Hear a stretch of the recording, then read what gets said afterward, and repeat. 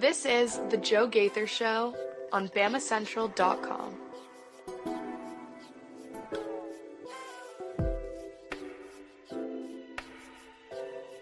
Good afternoon, Tuscaloosa, Internet world, West Alabama. How we doing today on this Friday, the first Friday in 2025? What have you done already to make your year better? It's Friday. It's the Joe Gaither Show on Bama Central. You're watching us on Bama Central and BamaCentral.com. You're checking us out on Facebook, Twitter, and YouTube at Joe Gaither 6. You're listening to us on Spotify, Apple Podcasts, and Amazon. Go ahead, give us a subscribe, rate, and review on those podcast platforms. Tell a friend about the show. As we get into the new year, maybe we can infiltrate someone else's habit. Mason Woods with a nice background today. You got yourself the record player behind you. Yeah, it was a little better than just the black back there. You know, we lost our couch the other day, so we had to fill the space. Absolutely, absolutely. So we're here in the Derek Daniel State Farm studio. You guys are watching us on YouTube. Leave us a comment, a question, a query, or complaint right there on the Bama Central YouTube comment section. We're going to have a lot of fun. There's a ton to get into. Yesterday, we talked all about the bowl game, what went wrong for Alabama, losing to Michigan. How terrible. Really, really bad. But lots of movement has now occurred since yesterday's show. We're recording this 10 o'clock on Friday morning, so that'll just give you a timestamp if you're listening to this later throughout the weekend. Probably more movement to come, but so far, this is the movement that we have. Mason Woods, correct me. Make sure you follow Mason Woods at MAWoods_ on the Twitter machine. But I've got Jod Campbell, Tyler Booker, and Jalen Milroe all declaring for the NFL draft. Congratulations, sayonara. Go be first-round picks for all of you. Draft picked 1, 2, and 3 in all of our hearts. We'll talk about that in just a second. We're just highlighting the moves right now. We've got Amari Jefferson and Ja'Shawn Ross, 2 freshmen. And did we say Jaron Hamilton yesterday? I think we mentioned him at the end, but didn't really go into much detail because there we go. These are the 3 players who have now gone to the portal post bowl game: Jaron Hamilton, Amari Jefferson, and edge rusher Ja'Shawn Ross. You wish these guys good luck. We'll talk about them in just a second. And we have some coaching changes. Alabama is dismissing Colin Hitchsler. Safeties coach Colin Hitchsler is moving Maurice Linguist to the entire secondary and is making Chuck Morrell, the defensive assistant, the special assistant, who is not really an on-field coach last year, making Chuck Morrell your inside linebackers coach and making Kane Womack the singular defensive coordinator. So, a lot to get into here on Bama Central. We're live in the Derek Daniel State Farm Studios right here off of McFarland Boulevard, right here in Northport.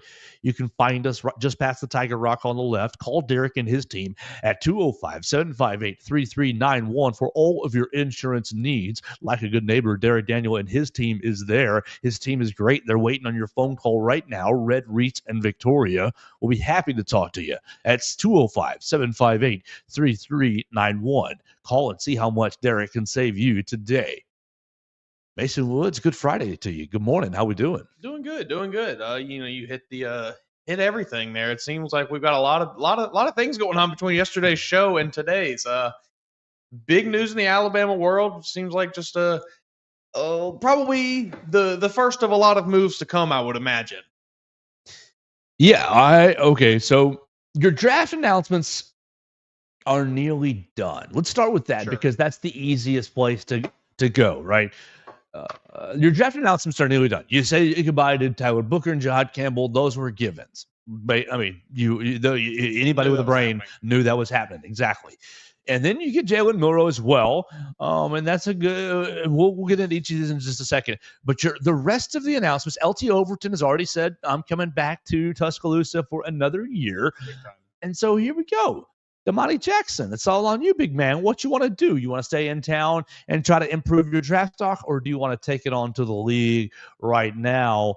I think that he's the only other one. Am I right? Am I missing anybody? Any tweener, Mason Woods? Has Jeremy Bernard officially made his decision No, yet? no. So there you go. Okay. I know that he's not a guy we really have considered You love an him. NFL You guy. love him. I do love Jeremy Bernard. I really hope that he comes back. I think he is someone who definitely should come back, but I would imagine he does. But yeah, that's the only other guy that I can think of right now off the top of my head. All right, fair. So you're sitting kind of holding and waiting on Jeremy Bernard and Amari Jackson. You get both those guys back. That's huge for next season. I would be surprised to see Jeremy go. Mm-hmm. I think Damani's 50-50. I kind of think Damani's 50-50. I'd be pretty surprised to see Jeremy. So look, happy for Tyler Booker. Who goes first? Tyler Booker or Jihad Campbell? Oh, that's tough. Tyler Booker being an interior lineman, his positional value in the NFL for an unbeknown reason to me is a little lower than what it probably should be for someone of his caliber. A lot of teams just don't view guard as like, we have to go get a top tier guard. But I do think he probably is a first round pick. I'm going to probably go Jihad Campbell. Just from a purely like an impact standpoint, what they could both do in their first year. I think if Jihad Campbell is able to be an impact player, he'll probably have more impact overall than say, if a left guard comes in and plays real well. I think they're both getting picked between 15 and 25. And yeah, 8 and 27. Yeah. I know you just gave a better range. You just said 15 and 25, so yours is closer, like a tighter range. I think that somebody could really fall in love with Jihad Campbell, like Micah Parsons, and see him as a top 10 prospect. And I think that there's a strong chance. I mean, just looking at the top draft here, there are definitely who's the top 10 right now? Obviously, the standings got one more week to decide. We've got New England number 1. Don't need a quarterback. Right. They'll probably be trading out of that spot, I would imagine. Tennessee number 2 needs a quarterback. Please don't draft one. Cleveland number 3, Giants 4, Jacksonville 5, Carolina 6, New York Jets at 7, Las Vegas at 8, Chicago 9, New Orleans at 10. So some quarterback needy teams in there, but some teams that will be just looking for probably the best player available. I can see my Chicago Bears definitely drafting an interior lineman, whether it's Tyler Booker or whether it is Tate Ratledge out of Georgia. I can also see them going. I mean, Jihad Campbell's going to be competing with Abdul Carter, the Penn State kind of do it all dude. Tennessee, please take him. Abdul Carter. That's what I want. Yeah, that's what I want so bad. You're going to be competing. Who's the fella out of Tennessee? James Pierce. Yes, exactly. I think I'm going to go Campbell first as well, but I think both those guys are going to be gone by pick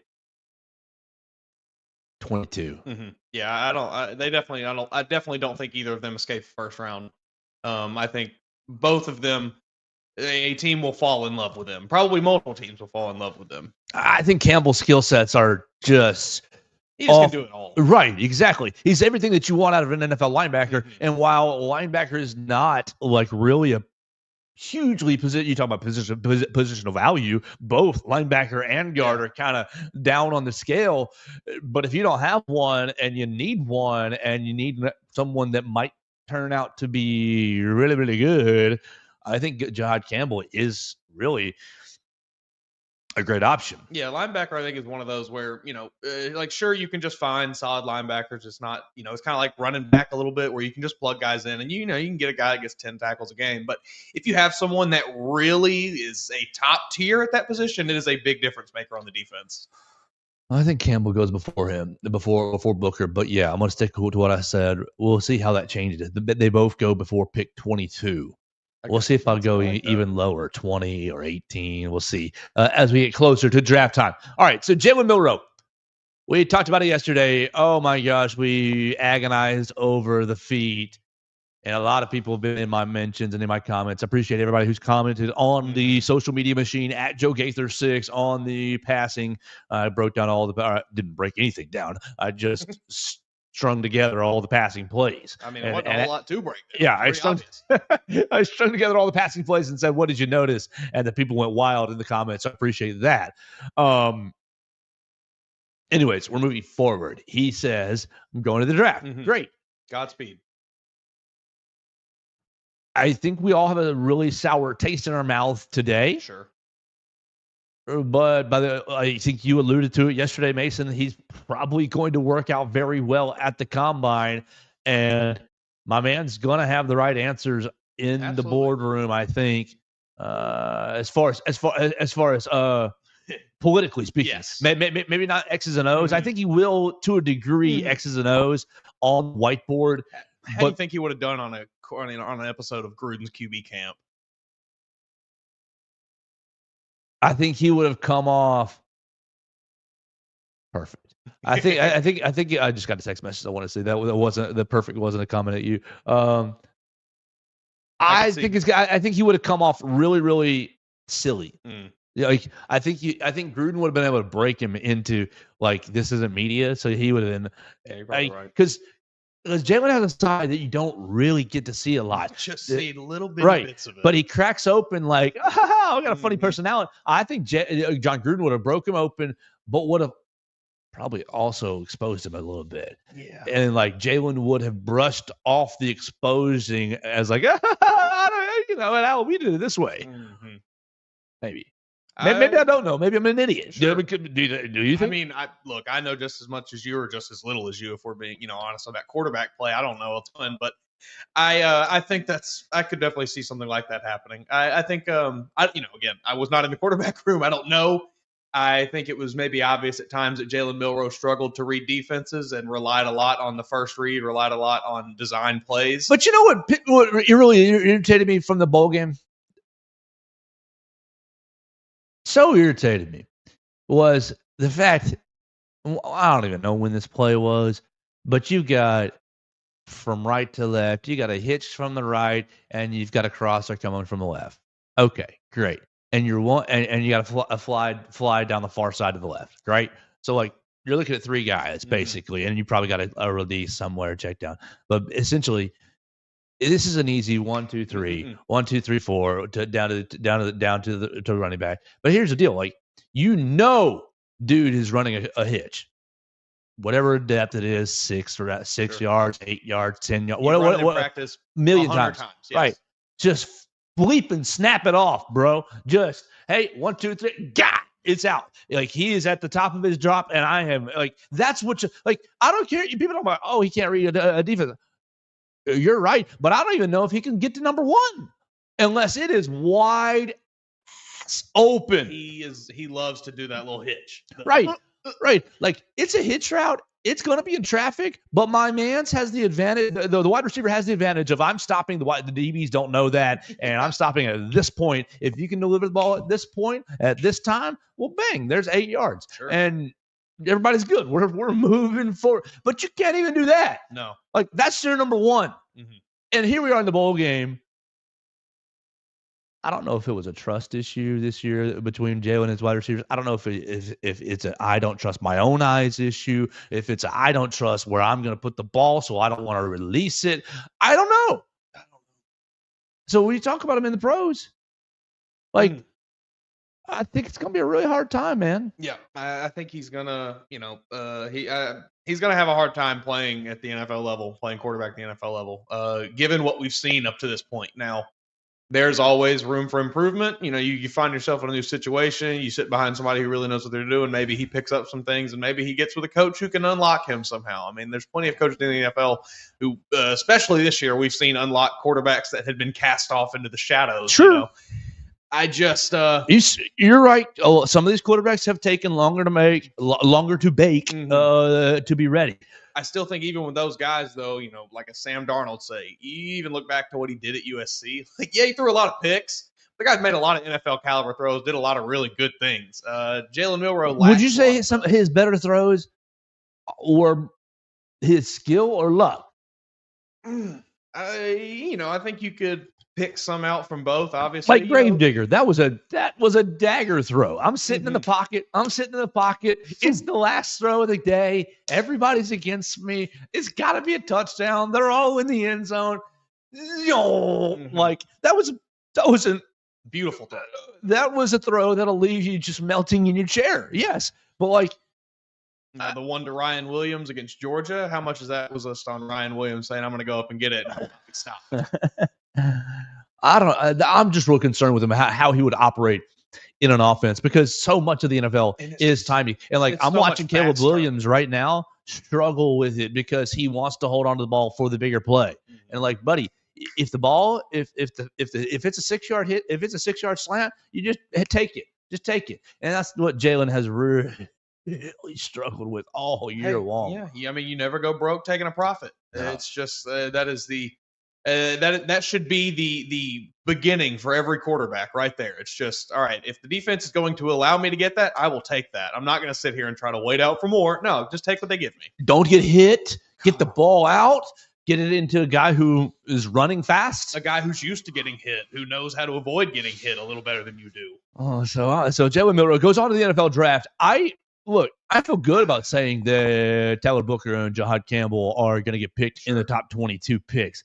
I have no idea what to say about Jalen Milroe. Like, you nail me down right now, and like, I don't know. I got a bunch of thoughts in my head. I have 5th round pick going in my head. I have 3rd round pick going in my head. I have Spencer Rattler picked. Ooh, that's a good idea. That's was he a 5th for the Saints? So. That's a really good idea. 5th round pick. Okay. That feels like an appropriate, because I don't believe that any team is going into this draft thinking we need to go get Jalen Milroe to be our quarterback. But there will very likely be many teams who say, well, we can take a flyer on the guy. You're right. You're definitely right on that. Don't do it, Chicago. It feels. You know what it's going to do? It's going to be the Packers, because they're going to let Malik walk, and they're just going to do the exact same thing with Jalen Milroe they do with Malik Willis this year, when Jordan Love goes down inevitably because he's made of glass. And Jalen Milroe is going to break my heart as a Packer. He's going to be like, I'm going to beat your Bears anyways. Yeah, you're right. If he goes to the Green Bay Packers, they will fix him. Sure, they will fix him. That's out of my mouth, but they will fix him. That could be hey, more power to you. Good luck. Yeah. I hope that works out for you. Yeah, absolutely. I do. I hope you find a situation where you can be utilized in that way. All right, so we're now 3 days after the season's. I know we acknowledge still some of the bitter tastes in your mouth after the bowl game loss, but Jalen Milroe's legacy is what? It's still good. It's still fantastic. I mean, I still, we talked about this on the shows however many weeks ago now. Sure, some bad performances to close out his last year. I'm not going to sit here and argue with you there, because I can't. It is objective. He played poorly in many of the opportunities he was given over the last probably 6-game stretch this season. But to sit here and act like he didn't also hold the program together in the most tumultuous period it's experienced in almost 20 years is just absurd. Without Jalen Milroe, there's no telling how many more players hit the transfer portal this year. I don't remember. I saw it on Twitter this morning, and I don't think I can pull it up now, but it was just listing once again all of the players that left following the announcement of Nick Saban's retirement. And it's just, there really is no way to even know how many more it could have been if Jalen Milroe had decided not to come back. We talked about it, I think yesterday, maybe the show before, yesterday, about why you don't pull Jalen Milroe in the bowl game. And it's because the team loves him. Like, it's, I know there was some frustration. You saw it, but the guys that ride with Jalen Milroe on this team, they have been riding with Jalen Milroe, and they will continue to ride with Jalen Milroe.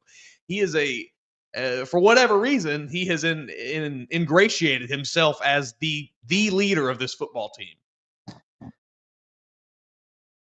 He appeared in 38 games for the Crimson Tide, started in 27, 21-6 as a starter. 21-6 over the course of 3 years, right? 1,500 rushing yards, 33 touchdowns on the ground, 45 passing touchdowns, 6,000 yards passing. How many Bama quarterbacks can say that? Shoot, probably very few. Part of the 2021 SEC championship team. Starting quarterback for 2023 SEC championship team, beats the Georgia Bulldogs, basically ends the three-peat for the Georgia Bulldogs. And really, I think, as you said, needs to get a lot of credit for what happens behind the scenes. I think people are obviously unhappy at the end of the season result. Sure. And fair, Rightfully so. fair, no problem. But I challenge you to consider what the season may have looked like had Jalen Milroe walked out the door in January and the roster management would have been even more challenging. Maybe you say, "Oh well, we would have seen Ty Simpson, Joe. We would have seen a better quarterback." No, maybe. But who would have he had to throw to? Who would have been protecting him? Exactly. Exactly. Who's playing defense for? And I'm not saying that Ty's unlikable. That is not what I'm saying at all. No, I'm sure everybody likes him a lot. That is not what I'm trying to even imply. But I just think that Jalen Milroe should get a lot of credit for, look, you can be upset at 9-4. You can say it was below the Bama standard, but how would you have felt about a 7-5? How would you have felt about a 6-6, 6-7, right? 7-6, right? A bowl game loss. Going to the Independence Bowl. I think that would have upset you a whole lot more. And I don't know that you would have beaten Georgia here in Tuscaloosa. You probably don't beat, a lot of things don't happen without Jalen Milroe. All right, Mason Woods, you ready to move on to, let's hit these portalees real quick because they're all freshmen except for Jaron Hamilton. 2 wide receivers, Amari Jefferson, Jaron Hamilton. It'll be okay. I think it's all right. We've talked about it multiple times before. The talent you have coming in at that position. I'm down about Amari Jefferson. Sure. I'm a Chattanooga man. Baylor High School. Oh, okay. He'll probably go play somewhere. He's gonna probably do well. Amari, look, please listen. If you watch this show at all, if any of your friends watch this show, if your family members in Chattanooga watch this show, you've been on the show twice now, and I really appreciate it. I love you. Don't go to Tennessee. Ole Miss, great. Georgia, great. Wherever. Miami, whatever. I don't know. Mississippi State's beneath you. Texas, great. Go to Texas. Do that. Don't go to Tennessee. Man, you'll break my heart even further. But no, I think Amari Jefferson is going to go to Tennessee. And if you do, I'm kidding. I'm teasing. I hope you have a great time and have a great career. Look, everybody. It's hard to make that orange look good, though. Yeah, come on, man. Ugh. So we'll see what happens where he goes in the transfer portal. I'm being dramatic just because he was on the show and just because he's from Chattanooga and his high school and my high school were big rivals. And my parents actually work at his high school now. So, there's a little connection. Well, but I hope he does well. As far as Aaron Hamilton, I think the same sort of thing. Opportunities. I've been in the room. The opportunities are drying up. I'm going somewhere else. Sure. Tayshawn Ross kind of stinks. Yeah, that I think of the 3, that's the one that is maybe the most. You raise your eyebrow up at. Still, the opportunities were probably going to continue to be somewhat limited for him. Wolfman, did the Wolfman see Kelby Collins? What's the fella coming in from Cincinnati from Ohio? Justin Smith. Hill, I think.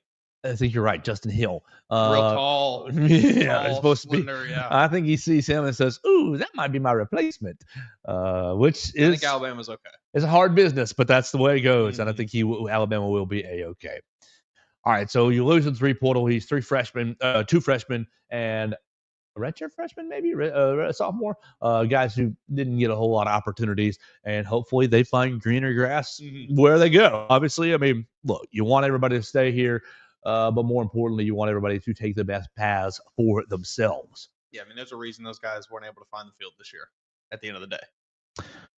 All right, Mason Woods, we got 2 more topics here on the Joe Gaither Show, and then we'll dive into basketball real quick.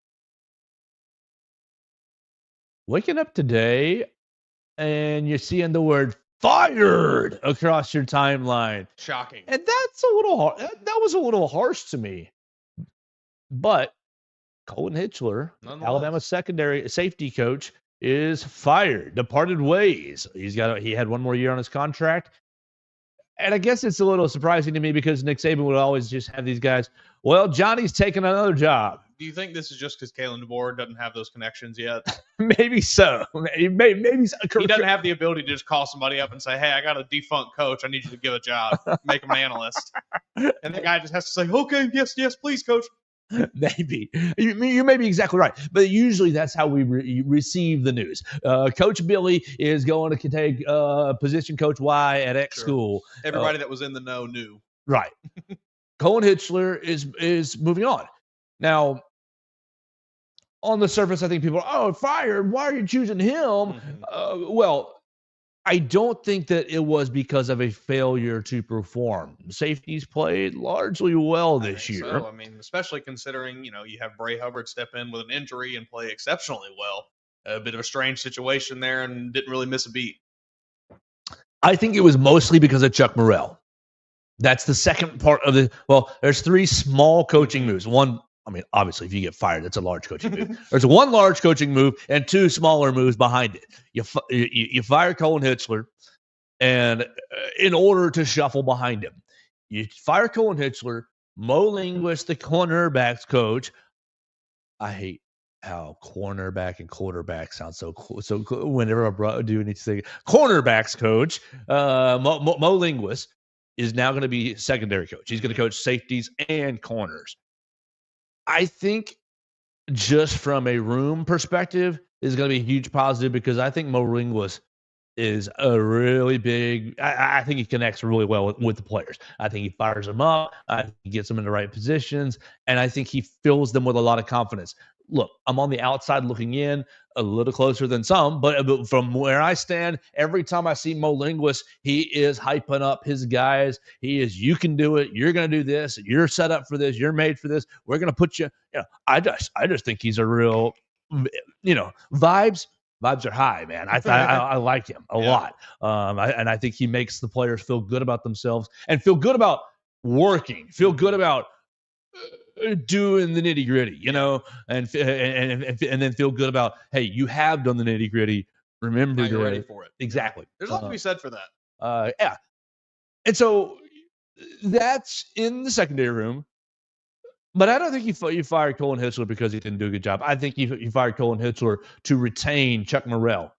Chuck Morrell has been basically an analyst, defensive analyst, but I'm pretty sure he has some special assistant tag on his job, special assistant to the head coach, or special assistant to the defense. To the head coach. Yeah.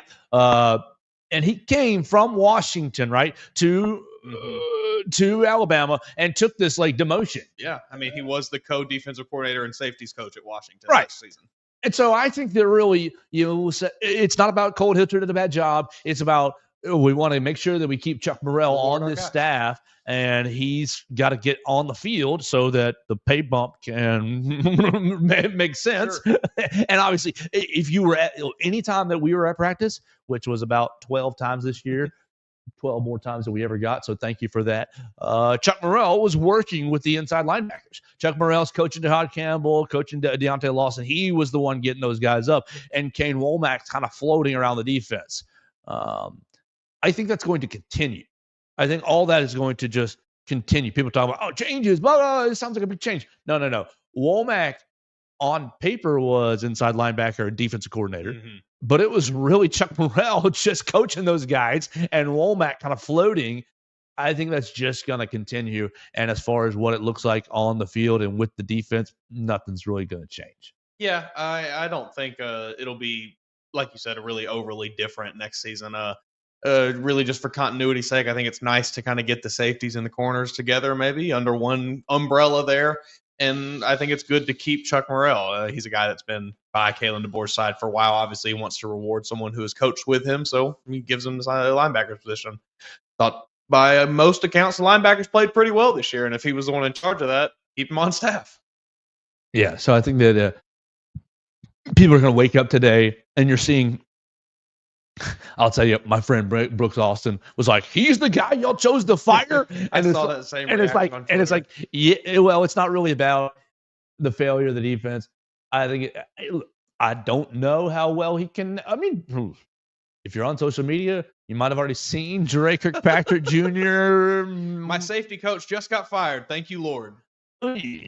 So maybe Maybe there was a little bit more behind the scenes than we have been privy to. My speculation, whoop, whoop, whoop, reckless speculation. You just want to make that announcement, like it's We need an air horn. Well, the Levitard show, he's got Poppy going, it's time to recklessly speculate. And then they just say whatever they want. So I need my friend who does the voiceover to just give us let's get, my reckless speculation is that Colin Hitchsler is very, very smart. I think that he and Kane Womack had a relationship. I'm pretty positive they had a relationship, and that's what brought him back here.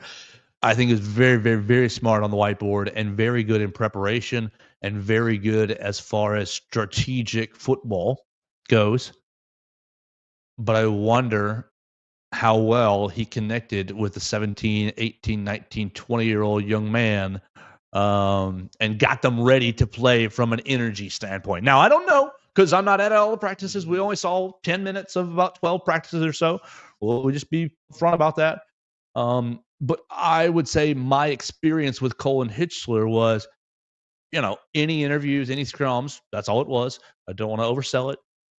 I could tell this is a very smart person. He knows what he's talking about, but I never found him very engaging. Very, oh man, I want to talk to this guy. I wanted to talk to him because of the information they had, not because of the personality, if that makes sense. And I don't mean to be critical, but that's just my reckless speculation that I wonder if that was just not the right vibe. Him and Kane Womack did spend some time together in South Alabama. So, I think that is something that is maybe not talked about enough with coaching and things in college football is just the ability to connect with players, especially if you are a position coach, because you're spending the most time one-on-one with these players. And if you can't connect with them, you gotta move on. It's so important to have a coach or to have positional coaches that can be or have relationships with their players or have very positive relationships with their players. And if you can't have that, it's time to move on. No, I want to be clear. My sample size with Coach Hitchsler, as far as with people, was very small. Only 3 or 4 scrums the whole year with him, and again, seeing practice a handful of times. So I don't want to be like, yeah, I saw him every day. Oh, I know this guy. Sure. Like I could say I kind of have a good feel for who Mason is. But like that was my feel in limited interaction. Perhaps it was totally different, and I want to leave room for that. But that was just my reckless speculation. Now, Mason, before we get to basketball, I think I have a comment to look at. Yep, update on Sarah Ashley Barker injury. Carson Walker. Maybe you can look at that. Perfect. See if there's anything on before we get into basketball. Your show, All Things Bama. We're going to record All Things Bama here in just a minute. And Mason Wood spent a lot of time, so we're not going to burn this topic right here on the Joe Gaither Show, but I want to tease and tell you to download the All Things Bama podcast because we're going to talk about the All-American game.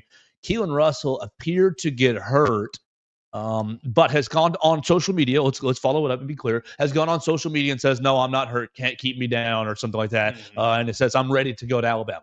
I know there's a big like, oh no, is he hurt? Is that going to ruin his chances to play in spring? It did not look great, but he's okay.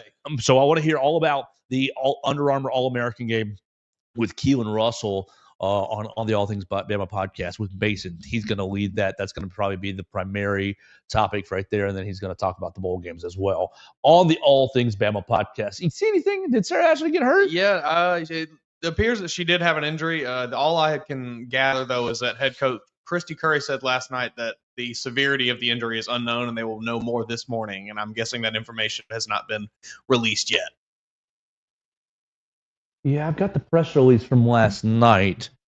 They win 7. Hey, the ladies, they're killing it. It's time. I have been such a hater. I'm sorry. I'll be honest with the listeners, the viewers. I have been such a I don't care about the women's basketball program.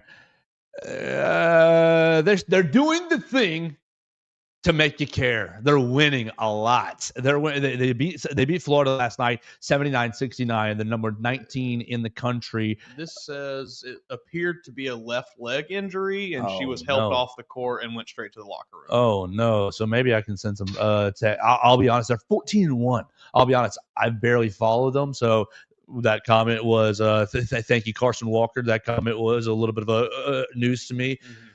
Because dude, she's a baller. Yeah, she is a free. She had 10 points before she went down in that game. It was the second quarter. She can play some basketball, for sure. So we'll keep an eye on that as we need to. We need to ask: is there room on board the Alabama women's basketball bandwagon? Because I, self-proclaimed, have not been on board, so I need to ask permission. You got the gatekeeper sometimes, but. Big basketball game tomorrow. Alabama takes on the Oklahoma Sooners right here in Coleman Coliseum. The SEC home opener. I mean, you couldn't ask for anything better. An SEC home opener against a top 15 squad at 5 o'clock. I mean, perfect. Saturday, 5 o'clock. Perfect time. You all can plan your day around it to get down here from Birmingham. They are, let's see, Oklahoma. They're undefeated as well. Where's their schedule right there? Aren't they undefeated? 13-0. Oklahoma, have they beaten anyone significant? Lindenwood, Northwestern State, Stetson, East Texas A&M? No. Providence, Arizona. Here we go. Wow. Okay. Providence, Arizona, Louisville, Georgia Tech, Alcorn, Oklahoma State. We beat Michigan. We beat Central Arkansas and Prairie View. So they got a few good wins right there. Yeah. They got a few good wins. This appears to be a pretty tough Oklahoma team. I think Porter Moses has them a squad this year. All right, they are. Where are they in the net? They're 42 in net. So they have 2 quad 1 wins. Obviously undefeated, 2 quad 2 wins. The rest of their schedule loaded at the back end. 7 quad 4 games that we just mentioned, and 2 quad 3, but undefeated. Hey, man, undefeated travel. It doesn't matter. I mean, that's a stat all in itself. If you've gone 13 basketball games in college basketball and you haven't been beaten yet, you're playing pretty well. I've got it pulled up here. They're 28th offensive rating, 74th in defensive rating. That's from KenPom? Yeah, that's from KenPom. Top 100 in both. Obviously a bit of a discrepancy there, being top 30 in one and top 75 in the other, but still, pretty good offensively and defensively. Say number one more time. I'm sorry. 28th offensive rating, 74th defensive rating. All right. Fun. Alabama 3-2 in quad 1 games. Alabama 10th in net. You're 2-0 in quad 2 and only play 2 quad 4 games. 4-0 in quad 3. Arkansas State, McNeese, Kent State, and South Dakota State. You got to hope for those teams get a little better this year, and those quad 3s can get into the 2s. Alabama 4th in offensive rating, 46th in defensive rating, just for the record. Would like to see that get up a little better. Maybe this game is the time it happens. All right, so we talked about the Sunday game last Friday, asking what did you want to see out of Alabama basketball from South Dakota State. And did one of us say turnovers and the other one said pace or defense? Something to that effect. I think we did. I think we said pace and defense and turnovers. Well, they had the season low in turnovers. Sure. The pace was still meh, could be better. Got a lot of shots up. Defense was okay-ish. You got a much bigger challenge this week. It was a nice win, but they didn't show me really anything in that game that gives me a ton of confidence going into this one. Let's see. Can we find anything from about Oklahoma basketball? Do they got any fun players that we're gonna have to worry about scoring 40 bleeping points on us? Sam Godwin, 6'10". That's their biggest boy, and Luke Northweather, who does not appear to be doing a whole lot. Points right there. Points. Let's see. Jeremiah Fears is averaging 18.1 points a game. He's shooting 30% from the 3-point line. He's getting to the free throw line a decent amount, shooting 86%. That might be your man's right there. And then Jalen Moore is his counterpart, scoring 17.7 a game, shooting a bit better from the 3-point line, 38%. I bet you he goes for 50. I bet you like he becomes because Alabama is just not defending elite scorers very well. No, they're not. They're kind of just, it's almost like they just let a guy get into a rhythm and then they just say, well, eventually he'll get out of it. And now they're defending the other guys fairly well. It's just a very strange way to play. They haven't, I don't think, overall they haven't particularly defended super well in the post. And then, they've kind of just, especially last game, have just kind of let people shoot at will from outside the perimeter. Teams averaging 36% from behind the arc as a team. They are averaging 83 points a game. Let's see, they're holding teams to 67 points a game. They're holding teams to 27% from beyond the arc, which is right in line. What's Alabama's 3-point percentage this year? Probably not good because it's been just atrocious the whole year. Alabama basketball stats, Roll Tide. Goodness gracious. I know how to get to anywhere, but when I pop up something, I'm just like, oh, what in the world to do? All right, as a team, Alabama has shot, what do you think it is, Mason, this year? Behind the arc, 3-point percentage. 27.8. It's actually a little better than I thought. 31%. Okay. 31.7. And Alabama's holding teams to 29% from beyond the arc. Alabama scoring 89 points a game. It's going to be a lot of fun. Do we look? All right, do you have tickets? No. I do not. Why not? I haven't acquired any tickets. Why not? I thought we were all in on the Crimson Tide. What are we doing here? What are we doing here, Mason? We're telling all of our people to go to the game, and we're not going to the game either. Let's find out. Okay, I get your money. I understand. I definitely respect the finances. We just had the holidays. Absolutely. University of Alabama. Oh, Saturday. I'll tell you exactly why I'm not going to be there. We have some family in town tomorrow. Oh, okay. That's a really good excuse. Because otherwise, I'd loan you $70 because you can get in $70 from Ticketmaster. That's like, for a game of this caliber, that's pretty solid. That's not bad. $70? Where does that get you seated? Section T, row 25. Okay. Which is in the corner. Yeah. Not good. Yeah. Not a good seat. No. But that's encouraging to see. Hey, yeah. It's not a $7 ticket. You're going on. Oh my gosh, that's the dumbest arguments in the world. The Alabama and Auburn Twitter arguments about ticket prices. But here, I'll just throw into it. Well, at $70, you can see how high the demand is for a 15,000 seat arena, 14,000. So our demand is so much better. So our fan base is so much better than your 9,000 seat Cracker Jack arena. I'm sure if you go to are they playing at home on Saturday? I'm sure they are. If they are, I bet their tickets are like $400. Because it's like the demand is so much different. Let's see. Got it pulled up here. Oh, they're playing their next home. Oh no, $133 get you into Auburn versus Missouri. Yeah, so not even a top 25 matchup. A little bit of a different supply and demand when you have 9,000 versus 13, 14,000. Massive. But people can't compute that math in their head. They can't compute why the whole discussion is dumb.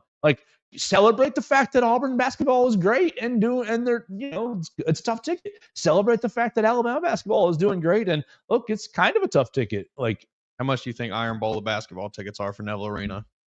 For Neville, that's a Saturday. Both games are on Saturday this year. $550.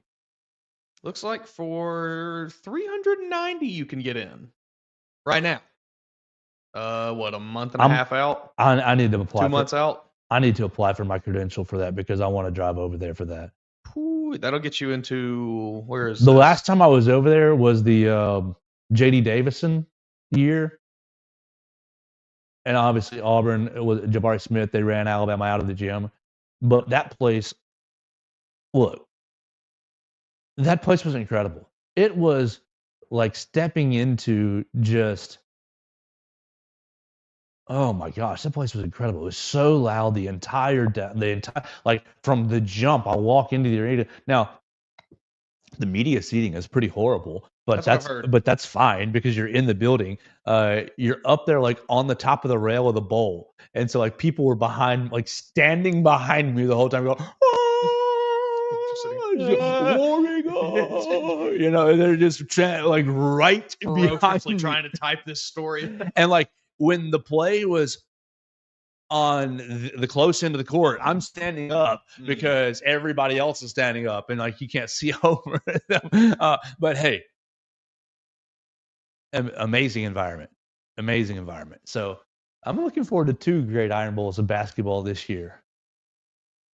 You going? Come on, we got to find. Look, if you have any extra tickets, Mason Woods would like your ticket. Would like 1 or 2 or 5 tickets. How many people are here? You said you're seeing family? 4. We need 4 in this case. We're looking for 4 for Mason, his wife, and his mother and father, or their mother and father, mother-in-law, and nephew.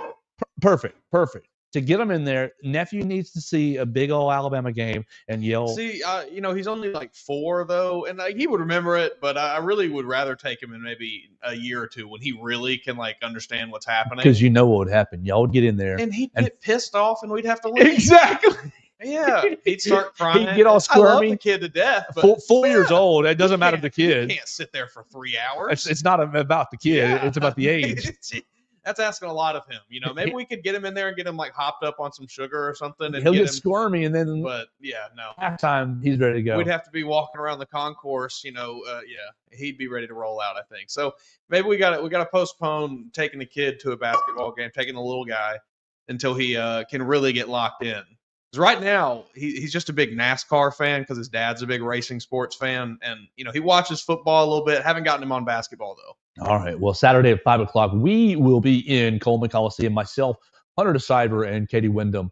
Right now, we're going to wrap up the episode because I am going over to Coleman Coliseum to hear from head coach Nate Oates. We'll hear what he's got to say about Porter Moser's squad, the Oklahoma Sooners, how they're going to defend, and much more. You can find that on the BamaCentral YouTube channel, just like you can find all of our interviews and all of our shows and all of our behind-the-scenes action from working the Alabama beat. We appreciate everybody watching us each and every day. Follow Mason Woods at @MAWoods_. Follow me at Joe Gaither 6 on any social media machine. We can be heard on Spotify, Apple Podcasts, and Amazon. We're live in the Derek Daniels Studios, and we'll be back to talk to you on Monday right here on the Joe Gaither Show on BamaCentral and BamaCentral.com.